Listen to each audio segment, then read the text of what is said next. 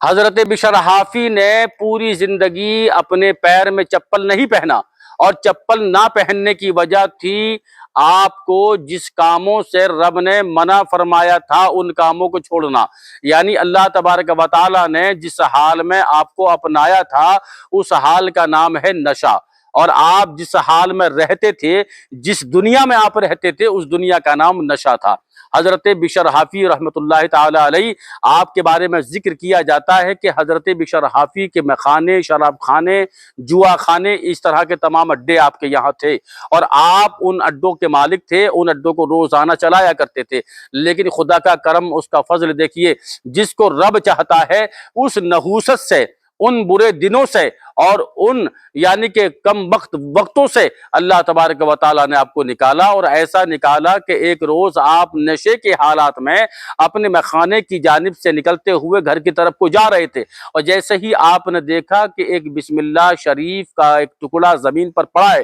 نشے کے حالات میں آپ نے جب اس کو دیکھا تو دل کی دنیا بدل گئی، اور اسی نشے کے حالات میں جب آپ نے اس بسم اللہ شریف کے لکھے ہوئے ٹکڑے کو اٹھایا تو ایسا پیار اس ٹکڑے پر آیا کہ آپ نے نشے کے حالات میں اس کو چوما، اور چومنے کے بعد میں آپ اس ٹکڑے کو گھر میں لے کر گئے، لے جانے کے بعد میں آپ نے اس کو عطر سے دھویا، اور عطر سے دھونے کے بعد میں اس کو اپنے ہاتھوں سے جو ہے زبا کے قریب لائے اور اس کو چوما، اور چومنے کے بعد میں اس کو آپ نے طاق میں اٹھا کر کے رکھ دیا۔ جیسے ہی طاق میں اٹھا کر رکھا اور کہا کہ تیرا مقام وہ نہیں تھا، تیرا مقام یہ ہے جس کو اللہ تبارک و تعالیٰ نے بلندی عطا فرمائی ہے۔ میں بڑا گناہگار، سیاکار، بدکار، جو نشے کے حالات میں لا کر کے میں رب کے نام کو یہاں لا کر میں نے عطر سے دھویا ہے، یہ میرے لیے خوشحالی نہیں بلکہ دنیا اور آخرت کے لیے کامیابی بن سکتی ہے۔ تو اسی طرح سے اللہ تبارک و تعالیٰ کے ناموں کو آپ چننے لگے اور ناموں کو گننے لگے، اور رب کے نام سے ایک طرح سے آپ کو پیار ہو گیا۔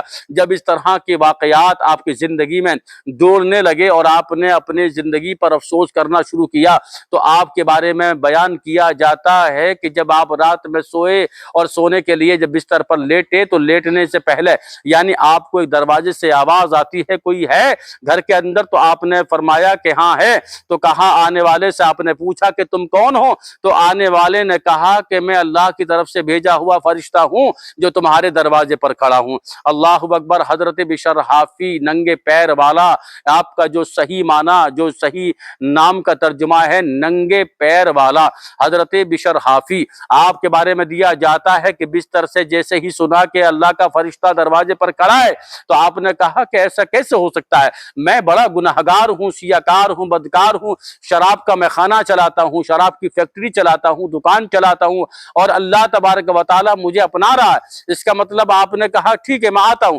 خوشی کے ساتھ میں بنا چپلوں کے آپ دروازے پر جب پہنچے دیکھا ایک نورانی چہرے والا ہے اور وہ آپ کو سلام کرتا ہے، اللہ کی بارگاہ سے کہتا ہے کہ مجھے رب نے بھیجا ہے اور تمہارے لیے سلامتی ہے اے بشر حافی، اللہ نے تمہارے سارے گناہوں کو معاف فرما دیا ہے۔ اللہ اکبر۔ اتنا سننا تھا کہ حضرت بشر حافی کی آنکھوں میں آنسو آئے، اور آنسو آنے کے بعد میں آپ نے فرمایا یہ بتائیے کہ آخر مجھے کیوں بخشا گیا ہے، اور مجھے اس گناہ عظیم سے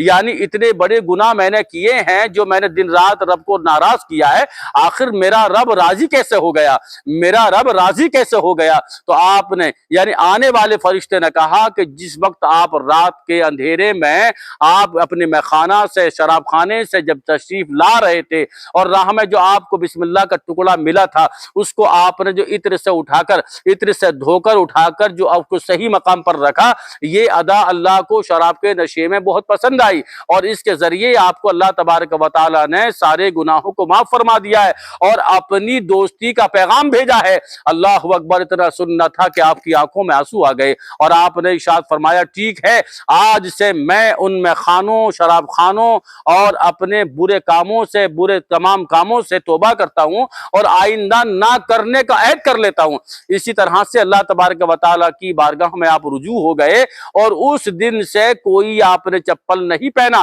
لوگ معلوم کرتے اے بشر حافی آپ چپل کیوں نہیں پہنتے؟ کہا کہ چپل میں اس لیے نہیں پہنتا کہ یہ میری زندگی کا وہ اصل وقت تھا جس وقت میں نے فرشتے سے ملاقات کی، اور میں نہیں چاہتا کہ اپنی زندگی میں اس پل حال کو، اس لمحے کو بھولوں۔ میرے رب نے مجھے اپنایا اور میں نے رب کو اپنایا ہے، اور میں نے سارے شراب خانوں کو ختم کر دیا ہے اور اس کو میں نے تباہ و برباد کر دیا ہے۔ اب میں ہوں، میرا رب ہے اور اس کے علاوہ کوئی نہیں۔ اس کے بعد بھی اللہ تبارک و تعالیٰ نے تو اس علاقے کے جانوروں کو حکم دیا کہ کوئی جانور راہ میں لید نہ کرے، یعنی گوبر نہ کرے۔ اللہ تبارک و تعالیٰ کے حکم سے کوئی بھی جانور، حضرت بشر حافی جن راستوں سے گزرتے تھے ان راستوں پر کسی بھی جانور نے لید نہیں کی، یعنی گوبر نہیں کیا۔ تو اللہ تبارک و تعالیٰ کو بھی یہ ادا بڑی پسند آئی کہ آپ کو اللہ تبارک و تعالیٰ نے جو شرف عطا فرمایا کہ بشر حافی ننگے پیر والا، اللہ نے یہ انعام آپ کو دیا کہ کوئی بھی جانور راہ میں لید نہیں کرتا تھا۔